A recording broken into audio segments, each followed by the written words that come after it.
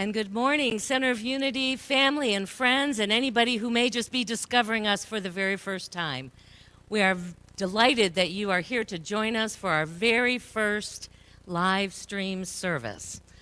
I first wanted to give a heartfelt thanks to Jeff and Amber and Dane and Rick and Sherry and Kenny and the many people who have come together to bring this service to you.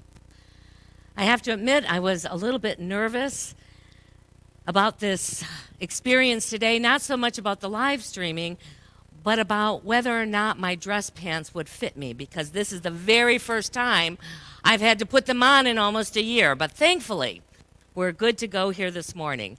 And we are excited to be able to continue to expand the ways that we can engage you in this live stream service. We've got more music that we'll be adding in next week. And we just pray that your experience today feels like you're sitting in the sanctuary with us from the comfort of your own home. On this third Sunday of Advent, we are lighting the candle for love. This candle represents that unconditional love that we have been created from and that we are here to express. And I invite you to open your hearts, open your minds, and receive this gift of love today. So let us just take a moment and center ourselves into this time, into this place, and into this experience that we are going to be sharing together. And we just allow ourselves to feel that power, that presence of God that is alive within us, that is moving through us, that is connecting us one to another wherever we may be. For we know in spirit there is no distance, there is no time, there is only a oneness. So as we each breathe and tap into that oneness, we collectively allow love to be what moves us on this day and in the days to come, to be that expression of love in our world. And we are grateful. And so we say thank you. Thank you, God. Amen.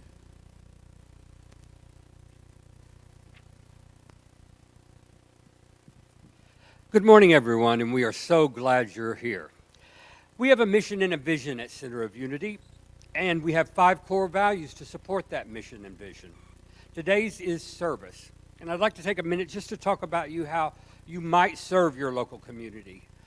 You know, food banks are in dire need of help and support at this time. It's a tough time for many people.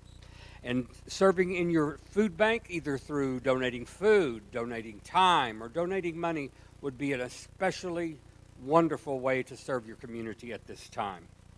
And now we will have Rick Weaver with the 5 Unity Principles.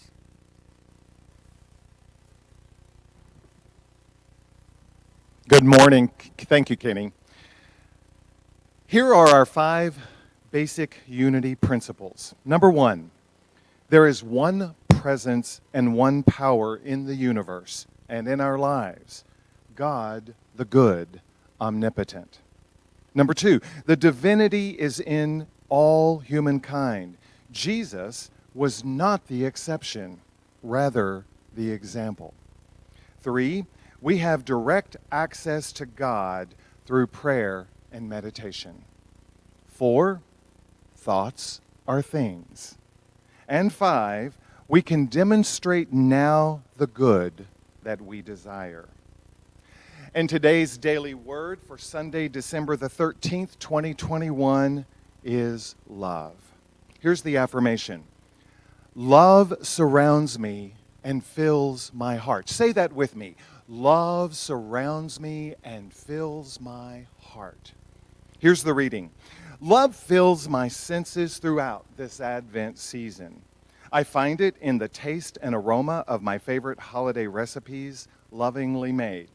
I hear it in my favorite Christmas music, sung with joy. I feel love in a child's enthusiastic hug and joy in the festive decorations adorning houses and neighborhoods. The love of friends, family, and neighbors, sorry about that, neighbors at Christmas time surrounds me in so many ways. Throughout the year, love remains the most beautiful evidence of the presence of God in and through all things. Love is the harmonizing power that infuses the world and everyone in it. Inspired by divine love, I perceive the divine in every person and in all situations. And the scripture passage that's associated with today's word is from 1 Corinthians 13:13, and it says this: "And now faith, hope, and love abide, these three, and the greatest of these is love."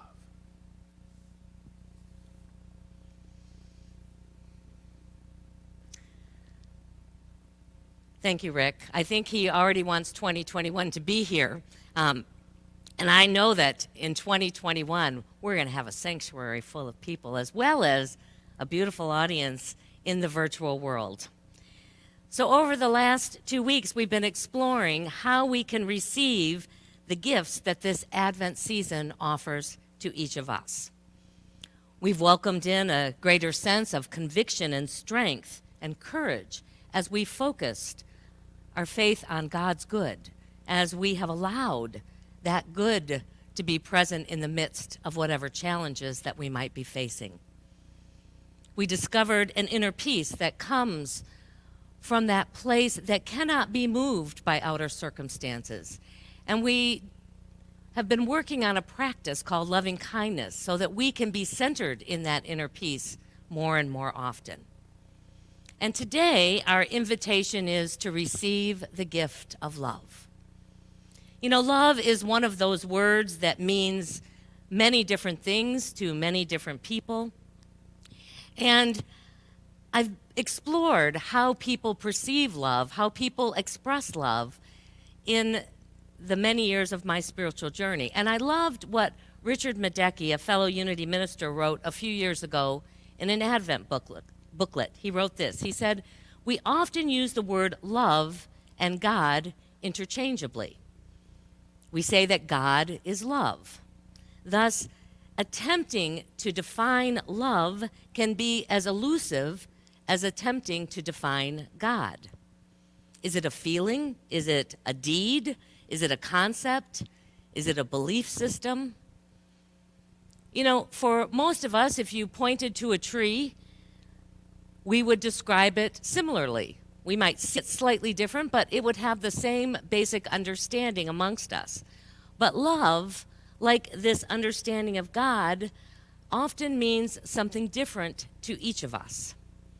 A young child might equate love with a new toy that they receive this holiday season. An addict might confuse love with dependence. Many people often confuse love with physical attraction. And we also tend to use love in many different ways in our day-to-day language. We say, "I love barbecue," and in the same sentence might say, "I love my soulmate," and yet they mean different degrees, different shades, different understandings of love. I think that love, like God, in some ways defies absolute definition. It is something that's moving and growing and evolving with us each and every day. And perhaps that's why we're irresistibly drawn to both of those things. We seem to have this innate drive, this innate desire to want to know God and to want to experience love in our lifetimes. And our need for love, I think, has been implanted in us by that very Creator, and it is as basic as food and shelter.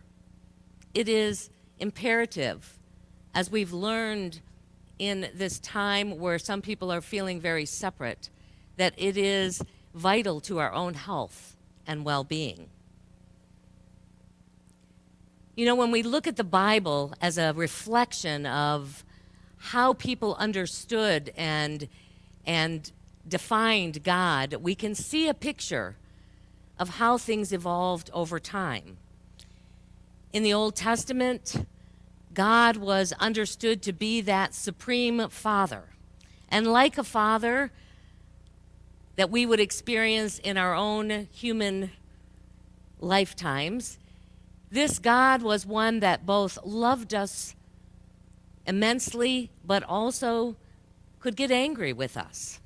One who, in their understanding, demanded praise, demanded sacrifice, demanded obedience in order to be able to receive that love.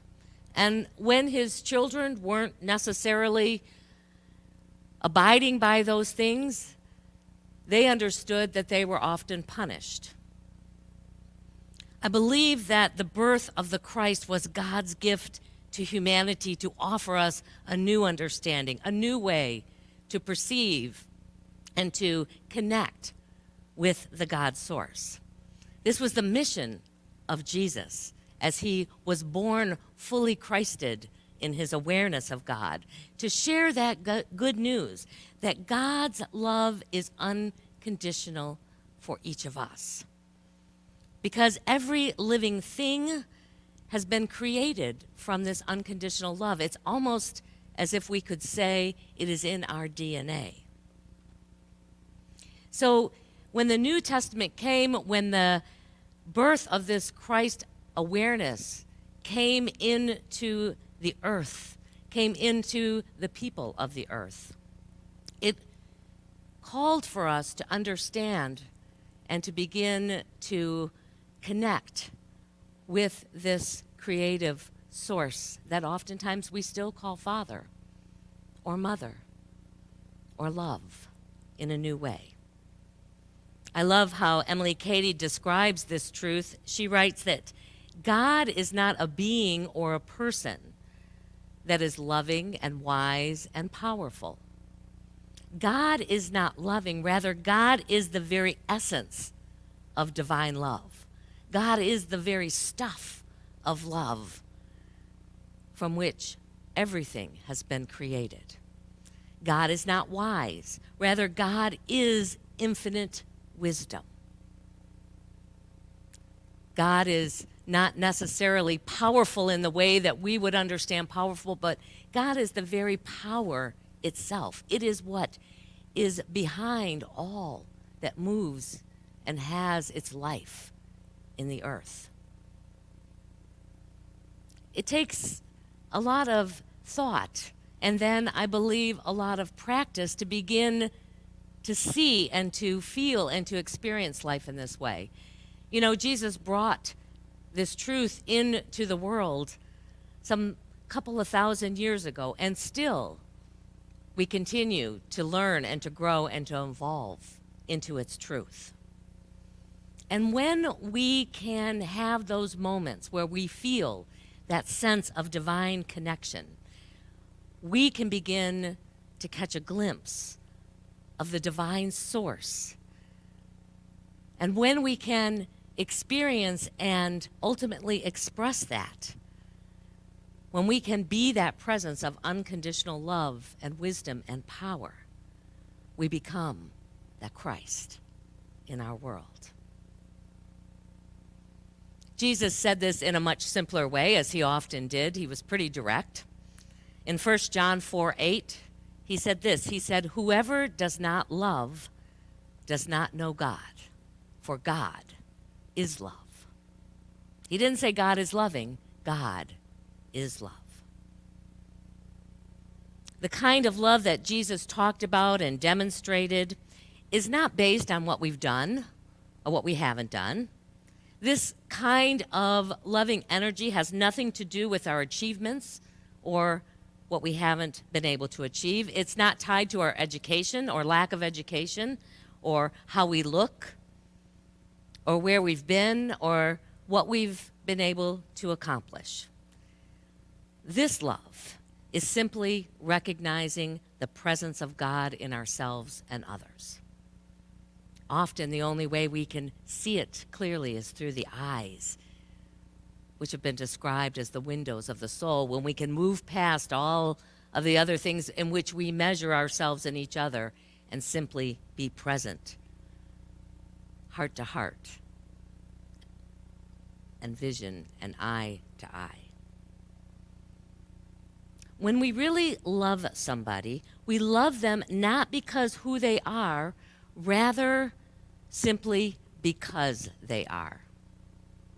I want you to hear that again. When we love somebody, we love them not simply because who they are, rather because they're our fellow brother and sister.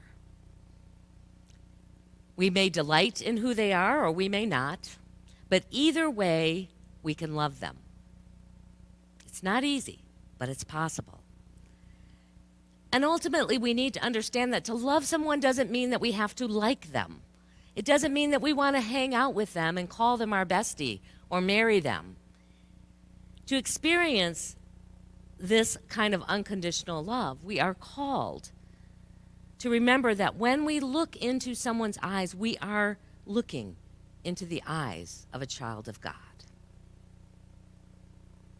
And while each of us, I believe, comes to this human and spiritual adventure with a different path, with a different passion, with a different purpose, with different gifts to share, the journey is ultimately the same: to experience ourselves as love and to experience ourselves as an expression of God's love.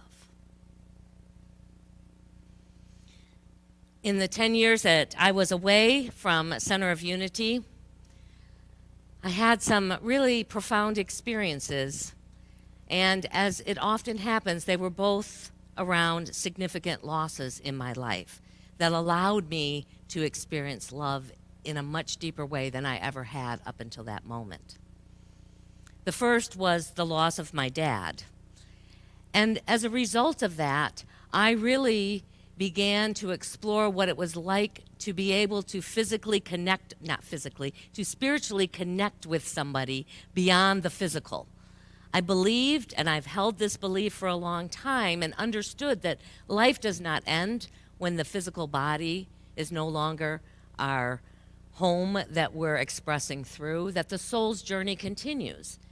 And as a result of that, it shifted me in a way where I now knew beyond a shadow of a doubt that there was so much more than this human experience that we're having right now. And what it allowed me to really embrace was to let go of any fear of death that I might have. It's going to come for each of us, and I'm not wishing it comes soon, and yet when it arrives for me, I know that I will not be afraid, because I know it is just simply stepping through a veil, and it's a return to the house, to the energy, to the realm of God. The second occurred about 6 years ago, 6 years and 1 month ago, to be exact. You know, when Riley and I married 29 years ago, I also married his son, Trey, and his daughter, Rachel, who were 11 and 10 at the time. And while Rachel was a more integral part of our lives, she moved in with us when she was 12, Trey remained living with his mom. And as it often happens with teenagers, we didn't see him a whole lot in those teenage years, you know, Christmas, birthdays, an occasional weekend here and there. And when he turned 18, we discovered that he had been battling an addiction to drugs for the past 4 years. They kind of kept it a little bit of a secret from us. And his mother shared with us, "He's all yours now." And so for the next 10 years, he lived and spent his time actually between us and jail and rehab and numerous times in between those three. And we, and I will say especially his father, invested an enormous time and energy and resources to try and help him walk through this addiction to the other side. Ultimately, resulting in a decision that he needed to not live with us anymore and get to that place where he could finally move through that. You know, anyone who has experienced addiction, either themselves or been around an addict, knows that to satisfy those intense cravings, it will drive a person to do just about anything. They will lie, they will cheat, they will steal, they will make decisions that put themselves and those that they love in harm's way. And we certainly experienced all of that in that time. And in 2014, we gratefully had one of the 4 best days with him that we'd ever had in many years. We were living in Roanoke then, had returned here to the Dallas-Fort Worth area to celebrate our youngest daughter's wedding. And it was the most connected that we had felt with him in many, many years. And we had at that time great hope that the impending birth of his son would be a turning point in his 20-year battle with addiction. And so we were absolutely heartbroken when we received the news 2 weeks later that he had died of a drug overdose. Some months later, I sought the assurance and I wanted to have that connection that he was alive and well with a man who I had discovered during the months and years after my father's death, who had the gift to connect with people who are now on the other side. Having that kind of connection was such a balm. It gave me such peace that it was important that I do that as soon as I could. And I have to tell you that I went into that reading with the expectation that Trey would now see so much more clearly that the veil of the human struggles had been lifted, the destruction that his addiction had caused to his family and to those who loved him. And he would offer his apologies and ask for us to forgive him. And I was looking forward to really moving through that process so that I could let go of some of the anger and hurt that I had experienced, and certainly others had too. And instead, what Trey shared with me was that we, and he was talking to me, but I think we are sort of in a big pod, had walked this soul's journey for many, many eons together. And that in this particular experience that we'd had here as Linda and Trey, that we had made an agreement that he would play the role of an addict so that I could get to experience unconditional love in a deeper way, that I could get to experience compassion and forgiveness, that was what my soul truly desired. And in an instant, I had this profound shift within me and realized that he indeed had played his role perfectly.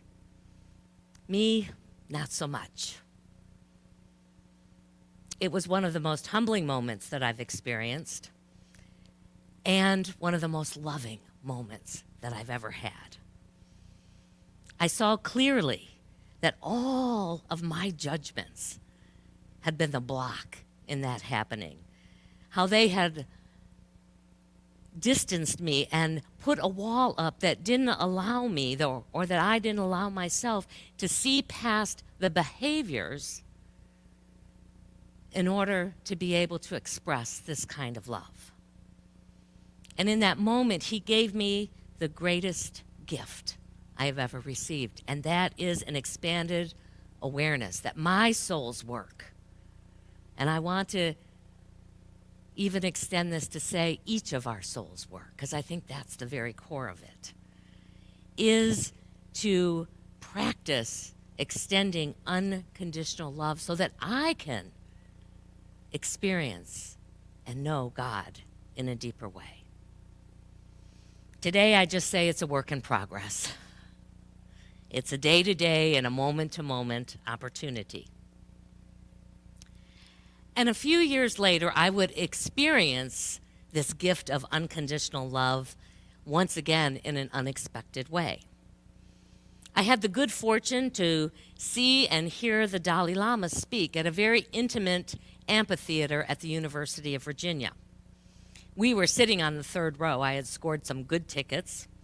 And when he came out and sat down, One of the local Buddhists was introducing him, and it was going to be a long introduction, we could tell. He really wanted to give honor and praise to the one in his life that he considered the most holy.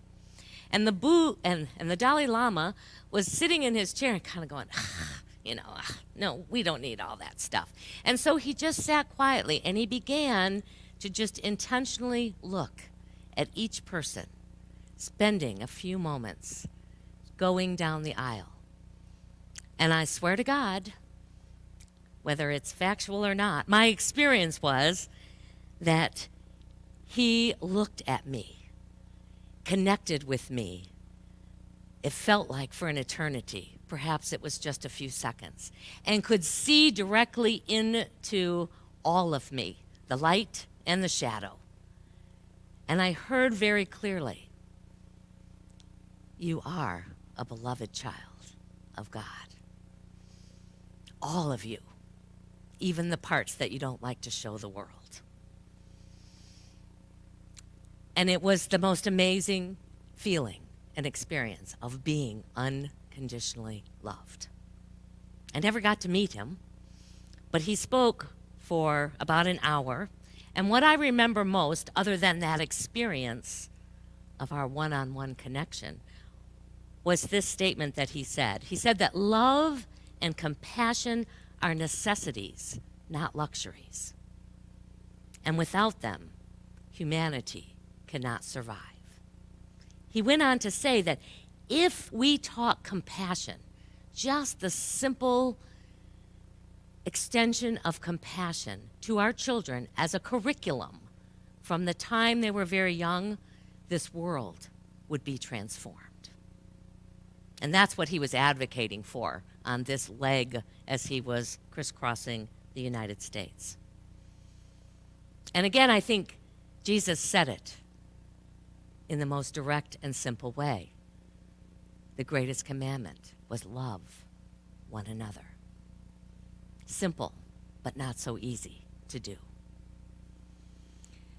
So if we want to truly receive this gift of unconditional love, we have to begin to practice extending it through compassion to ourselves and to each other. Not because we've earned it or they've earned it, but simply because each of us needs it. We need it as surely as we need the air that we breathe and the food that sustains us. And only then can we truly experience the depth of love from which we've been created. So I want to offer you a few suggestions for you to practice this week. You know, as Kenny mentioned, there's a lot of ways in which we can give of our time and our talents in this holiday season. There are many organizations looking for people to come and help them. And so if you are in that activity over the next several weeks, or perhaps you just see someone on the street corner standing there asking for help, take the time to look into their eyes. You can decide whether there's any physical way you want to extend help to them, but take a moment. And you may have to really work at it because most people will avert their eyes. It's a really uncomfortable thing for us to just look each other in the eye because it means that we have to let our mask go. We have to allow them to see the depth of us. Look past their appearance.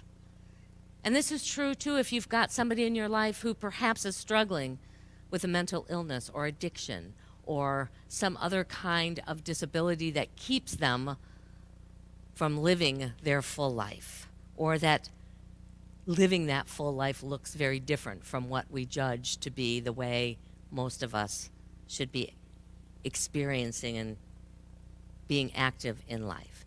And consciously see, and it takes a conscious effort to say, can I suspend my judgment for just this moment and offer them a moment of unconditional love?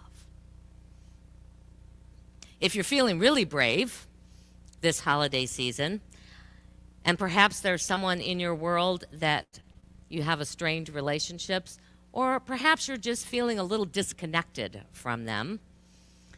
This practice is transformative, and it simply invites you to do this, to sit across from each other. And I'm not sure if this will work on Zoom, so if that's the only option you got, try it on Zoom. It's a little safer because you're not that close together. And pick a song to play and say, for these next few minutes, the duration of the song, all we're going to do is look into each other's eyes. There's no talking. You might have various expressions, but you're just going to simply look into each other's eyes until that song ends. And I guarantee you, I've done it with strangers, and I've done it with people that I had some walls up with. It will change the way.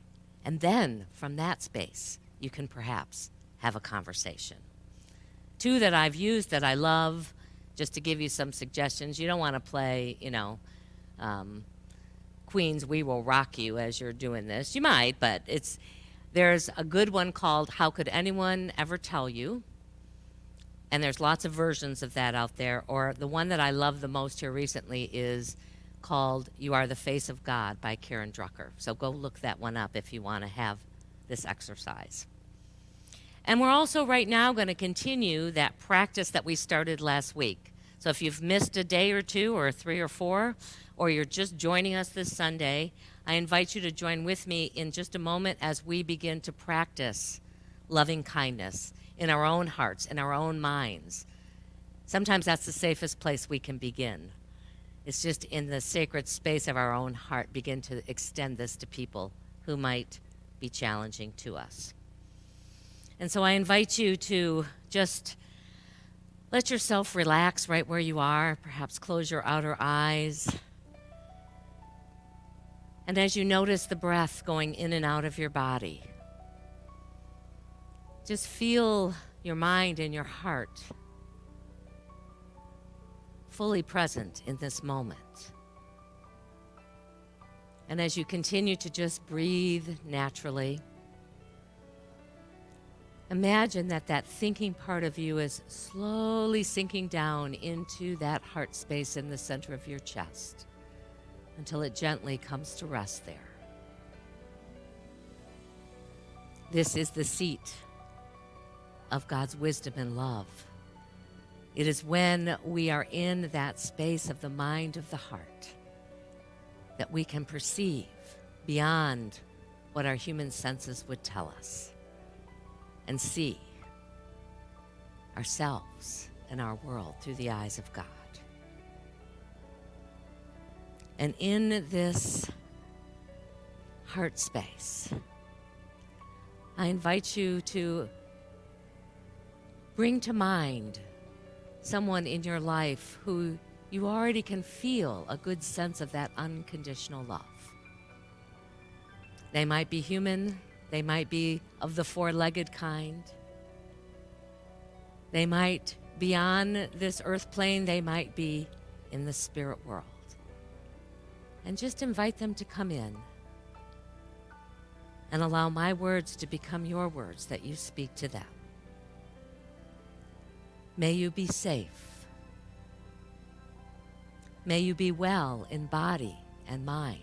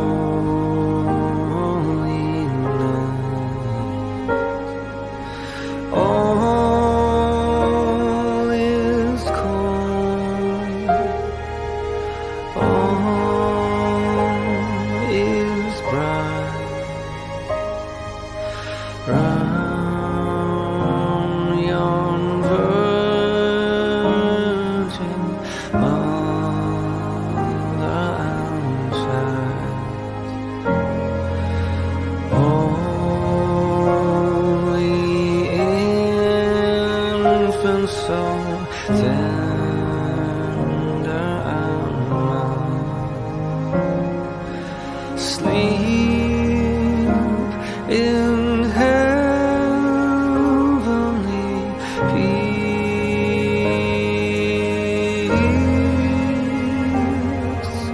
Sleep in heavenly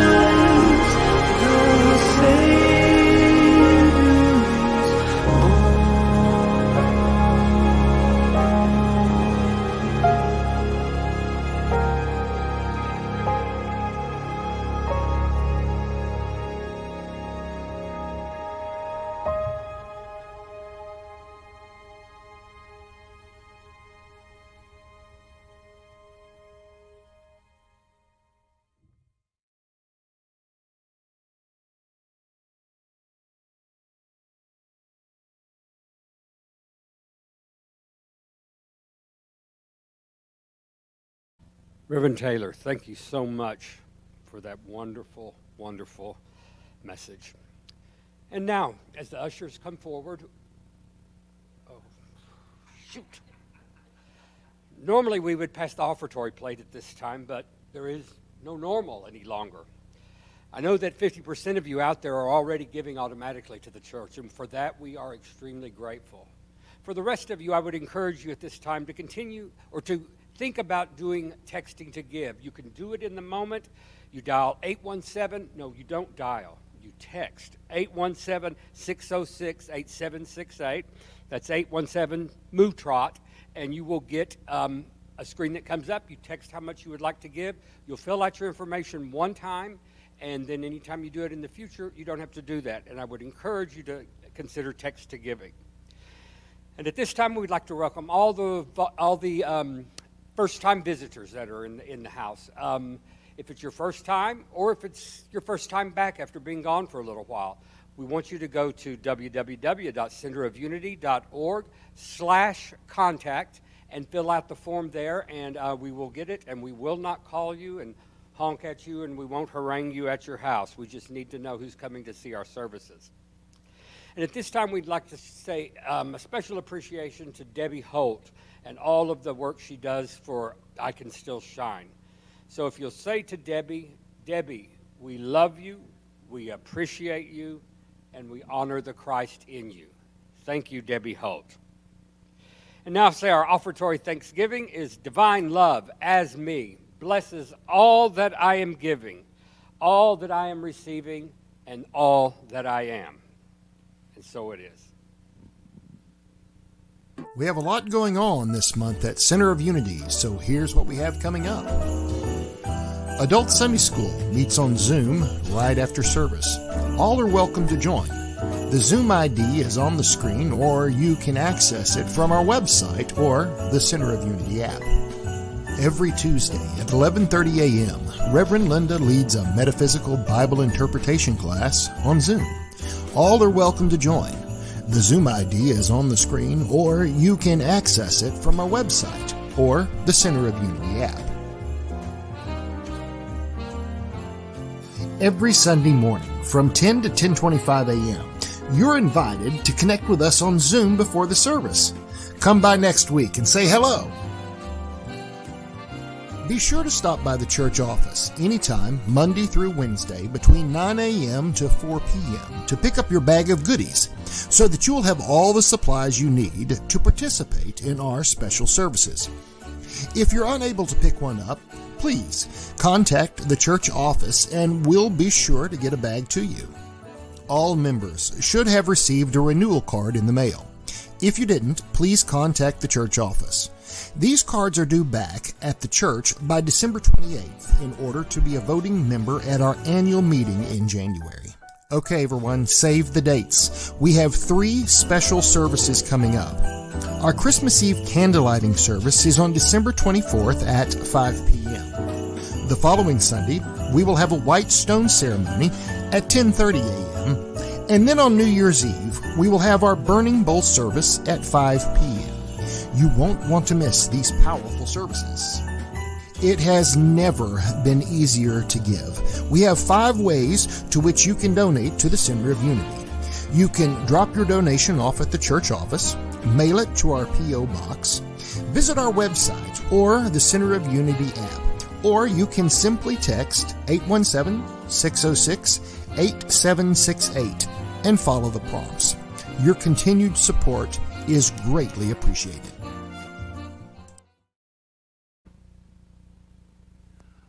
All right, we want to thank everybody for being here again today, and we are going to go ahead and do our peace song. So wherever you are, let's all just do this together, shall we? Let there be peace on earth, and let it begin with me. Let there be peace on earth, the peace that was meant to be. With God as our Father, family all are we. Let me walk with my family in perfect harmony. Let peace begin with me. Let this be the moment now. With every step I take, let this be my joyous vow. To take each moment and live each moment in peace eternally. Let there be peace on earth, and let it begin with me. And so as we go into this day, into this week, into this holy season, I invite you to receive that gift of love as we join together and speak our prayer for protection. The light of God surrounds us. I am the light. The love of God enfolds us. I am the love of God. The power of God protects us. I am the power of God. The presence of God watches over us. Wherever we are, God is, and all is well. Have a beautiful week, everyone. Thank you.